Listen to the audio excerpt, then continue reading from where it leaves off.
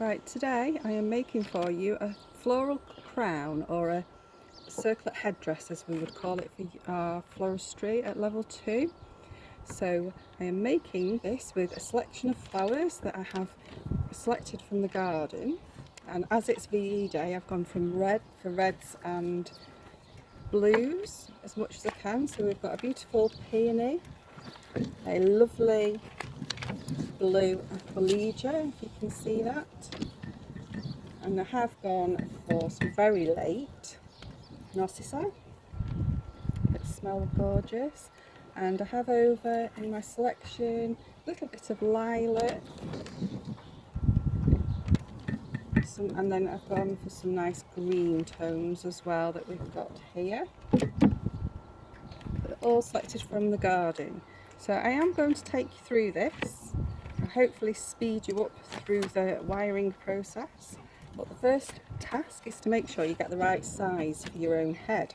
So if it was for a little bridesmaid, you'd measure their head with some ribbon, making sure you've got the right size. Then you could keep that ready for the wedding day, because this is one of the tasks that you would do very last minute before a wedding. So I'm going to measure this, and I'm going to make myself the wire that's going to form the mechanics of the circlet headdress. So I'm taping using a parafilm florist's tape. I'm going to do 2 of these wires,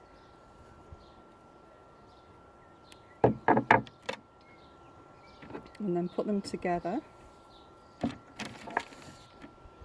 the right length.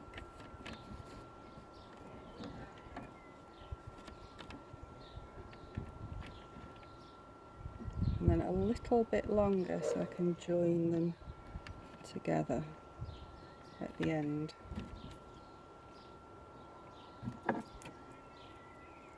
So this does take quite a lot of materials. So that's my wire ready to form the base, so we'll leave that there for now. And I am going to wire all these materials individually, okay? So they've had a drink of water for a few hours. Ideally, for wedding work, it'd be for about 12 to 24 hours, but these were cut this morning, so they've had a nice drink.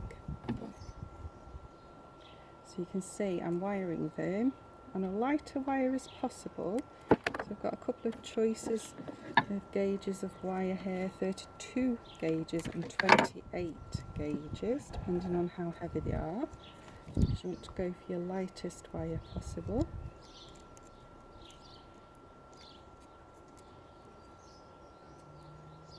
So I'm going to wire and tape all of these.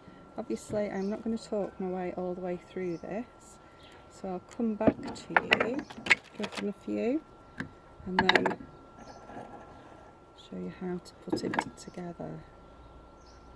To be careful you've not got any living creatures on these. Well, they've come straight out of the garden.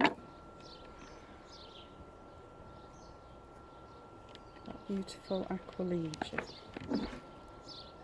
So floral crowns are very popular this year with